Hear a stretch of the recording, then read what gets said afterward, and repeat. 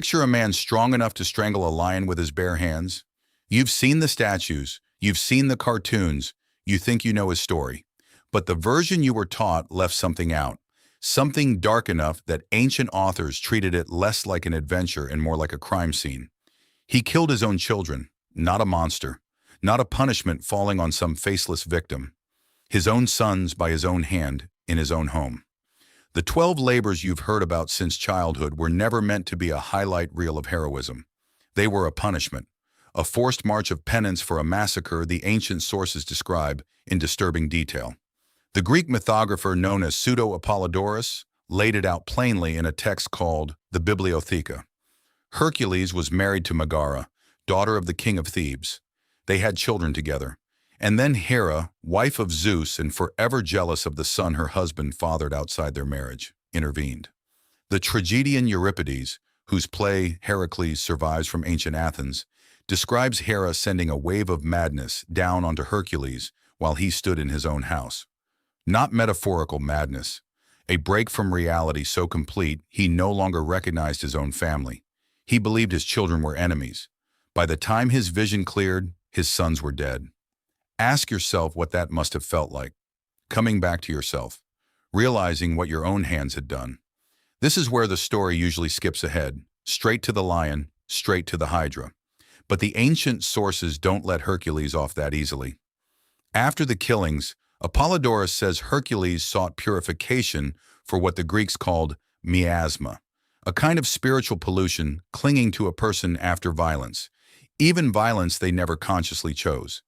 He traveled to Delphi, where the oracle didn't offer comfort.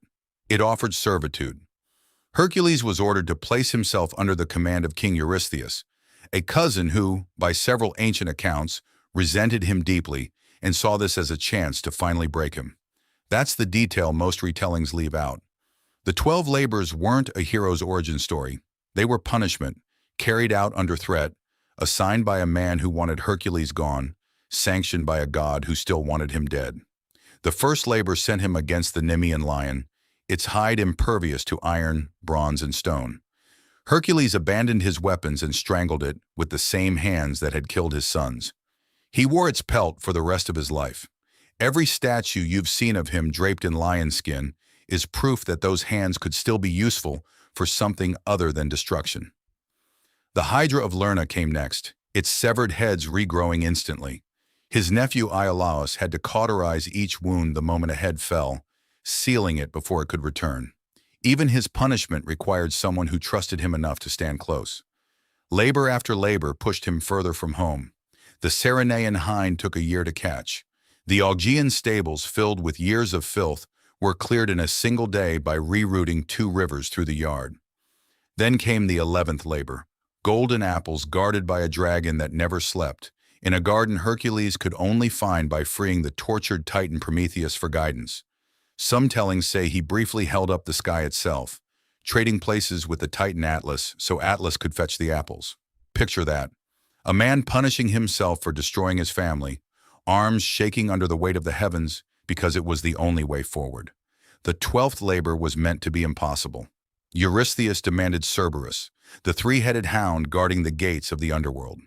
Before Hercules could even attempt it, he had to be formally initiated into the Eleusinian mysteries, sacred rites so secret that speaking of them meant death. Only then could he cross into the land of the dead as something other than a corpse.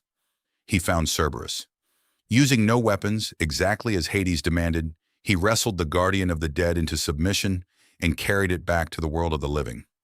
Apollodorus says Eurystheus was so terrified at the sight of it that he begged Hercules to take the beast back and declared the labors finished on the spot. 12 tasks. Years of exile. A man who began the journey having just destroyed his own family and ended it having gone to the edge of the underworld and returned. The ancient audiences who first heard this story understood something the modern retelling loses. This was never about a hero earning glory. It was about a man trying to earn back the right to exist. Even after the labors ended, the story refused to let him rest. He would marry again, lose that wife too, and eventually end his life on a burning pyre atop Mount Etna by his own choice, seeking release from unbearable pain. The Greeks weren't interested in a strong man defeating monsters for applause. They were interested in something harder to watch. What a person does after the worst thing they've ever done. You've seen the statues, you've seen the cartoons, but now you know what the ancient authors actually wrote about the man behind the myth. Maybe that's why his name still means strength, thousands of years later. Not because he never fell, but because of exactly what he was walking away from every single time he got back up.